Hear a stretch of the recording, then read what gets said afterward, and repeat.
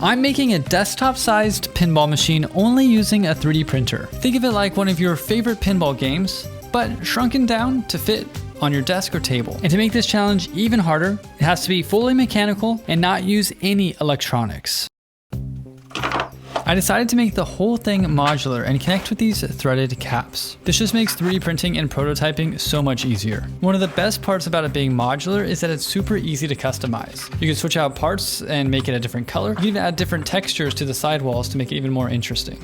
And once again, I wanted to make it super easy to assemble so everything connects with these threaded screws. Okay, and there we have it. The modular base is now complete. On to the next step.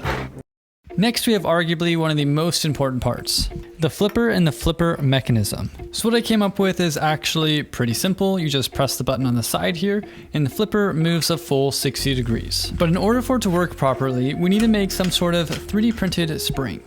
Okay, so this is my first attempt here. It does technically work, but there's a little bit too much friction. And I can't use springs or rubber bands because everything needs to be 100% 3D printed.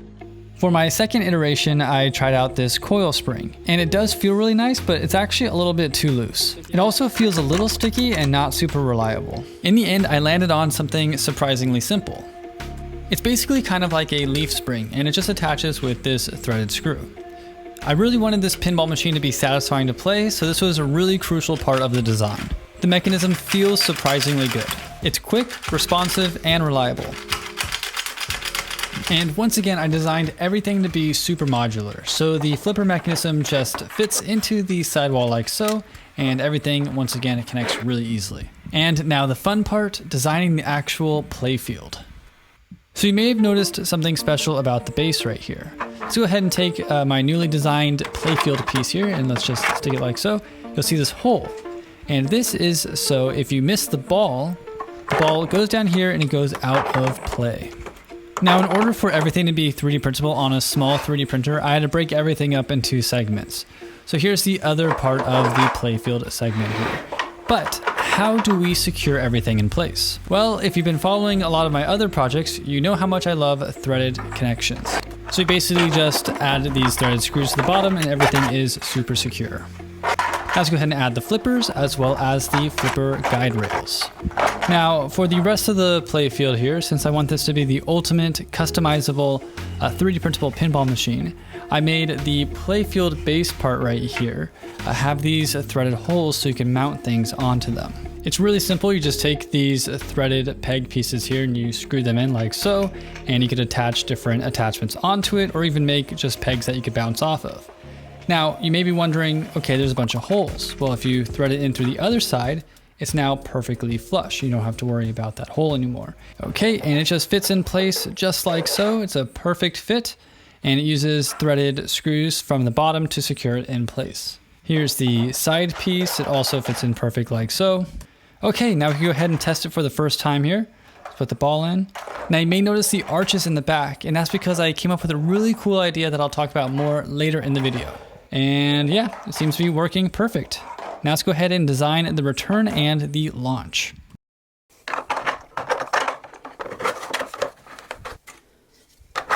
And now we have another issue here.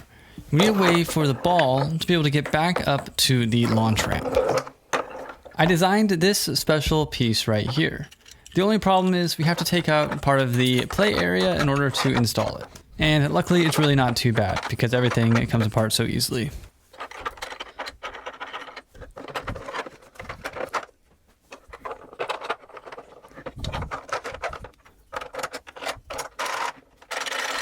Okay, let's go ahead and try it out.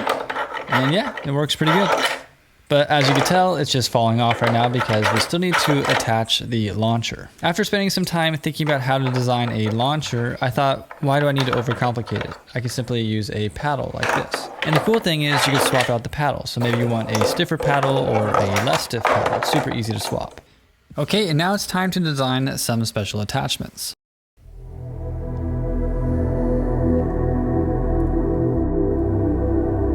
But every good pinball machine needs a way to keep score.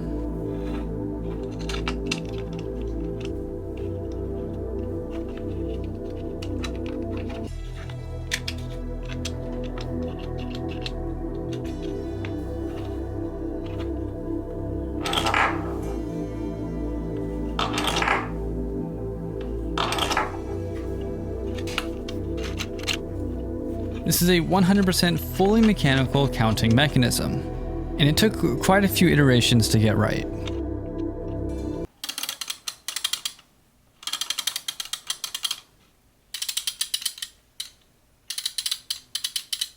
You can print the number dial in multicolor, so it's super easy to read the numbers.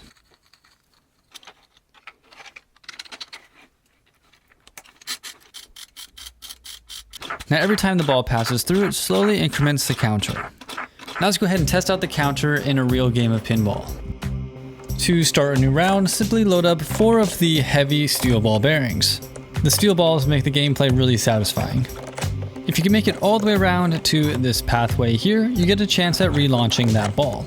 And if you miss it, the ball falls down this hole and is done for good.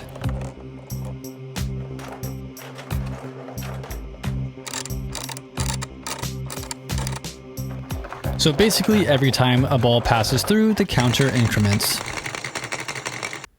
So right now I think the pinball machine looks pretty cool, but I think it could look a little bit cooler, and we can make it even more customizable by adding a screen that goes on the back like this. And it has a slot where you can put any custom design. This design is not for this specific pinball machine. That is my retro 90s theme. For this pinball machine here, it's kind of like a blacked out neon theme. I'm just leaving the screen blank. So remember I talked about the arches in the back. Well, you could add attachments to the back here. So this one here, depending on how fast you launch the ball, could go around this into any one of these holes. But this is just the start of what we could do with the back attachment area. If we put 2 pinball machines back to back and use this special attachment, we can make multiplayer pinball. Basically, the point of the game is to get as many pinballs to the other person's side as possible. And once all the pinballs are out of play, whoever has the most pinballs on their side loses. So here are some of the other themes that I've come up with here. We have the darked out neon theme, a cheese theme, and the retro 90s theme. And now that I have so many different pinball machines, I thought, why not make 4-player pinball? So how exactly does 4-player pinball work? Basically, you play just like regular pinball, but we have the addition of the multiplayer arena. And the objective of the game is to score as many goals on your opponents as possible. Our goal is to make this the most epic 3D printable pinball machine ever made. So if you have any ideas, feel free to leave them in the comments. Thanks for watching. My name's Steven. Happy printing.